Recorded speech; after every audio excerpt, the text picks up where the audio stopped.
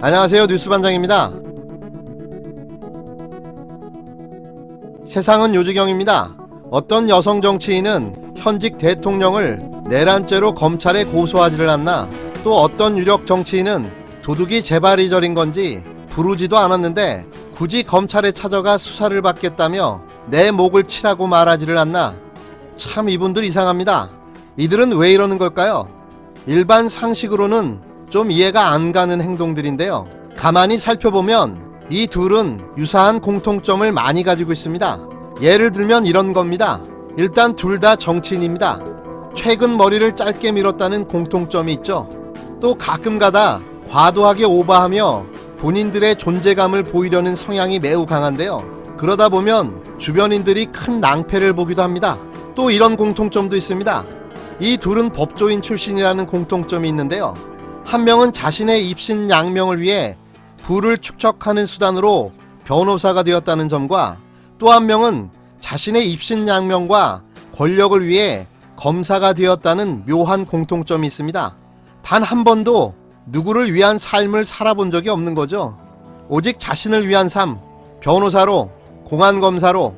그리고 결정적인 공통점, 빨간색을 무지 좋아하고 눈물을 자주 흘리는 성향도 있다는 건데요. 이들은 언제든지 눈물을 흘릴 수 있는 고급 연기 스킬도 가진 것으로 보입니다.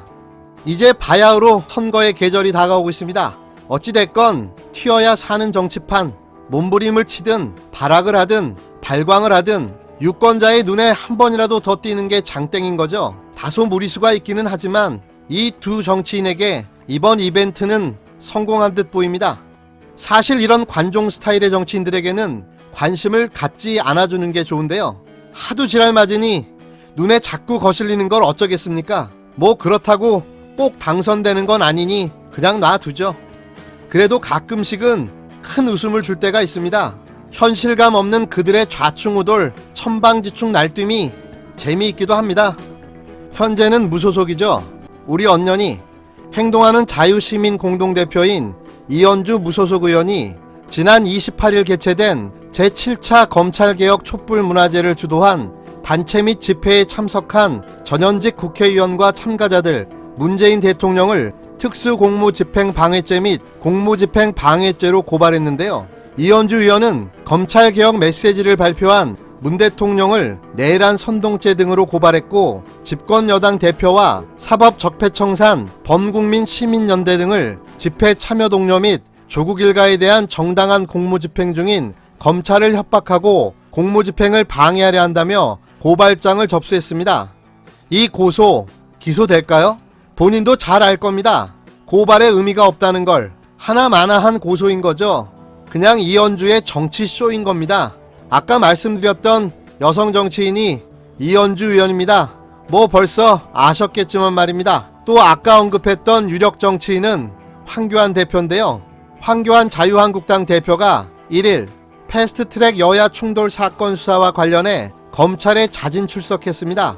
황 대표는 이날 서울 남부지검에 피고발인 신분으로 출석하며 패스트트랙 문제에 관해서 책임이 있다면 이는 전적으로 당대표인 저의 책임이다. 검찰은 제 목을 치라라고 말했습니다.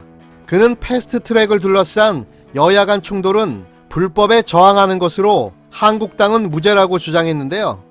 이번 패스트트랙에 의한 법안 상정은 문희상 국회의장, 민주당 등의 불법적 패스트트랙 태우기로 시작됐기 때문에 불법이라는 겁니다. 불법에 저항하는 한국당은 무죄며, 그렇기 때문에 한국당은 검찰 소환에 응할 수 없다는 거죠. 그러면서 한국당의 패스트트랙 투쟁은 자신의 격려에 따른 것으로 당대표로서 책임지겠다고 했는데요.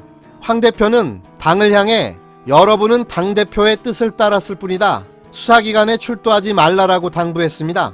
또 검찰에는 저의 목을 치라, 그리고 거기서 멈추라며 우리 검찰의 전통이 그런 것 아니냐, 어려운 상황에서도 흔들리지 말고 정정당당하게 수사에 힘쓰길 바란다고 말했습니다.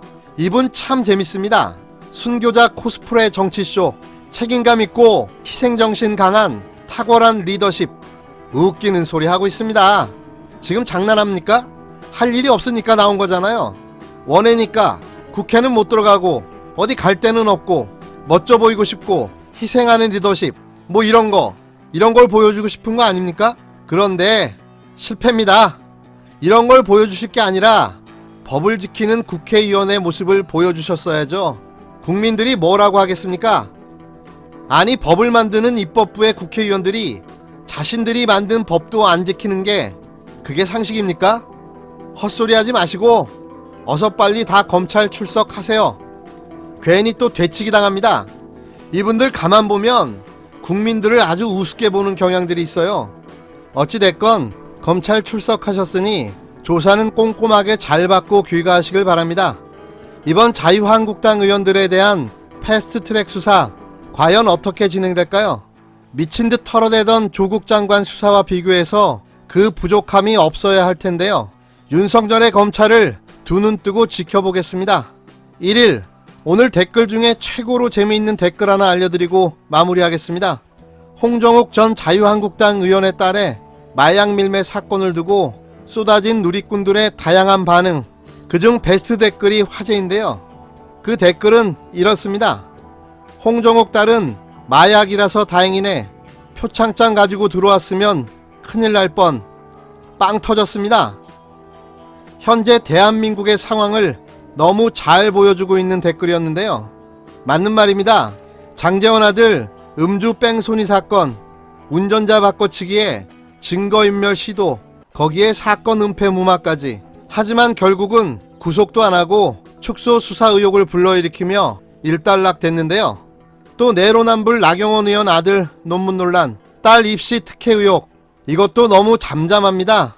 이번에 터진 홍정욱 전 의원 딸 마약 밀매 사건 영장 기각까지. 윤석열 검찰총장에게 묻고 싶습니다. 조국 딸의 표창장이 중범죄입니까? 진짜 정의가 무엇인지 묻고 싶습니다.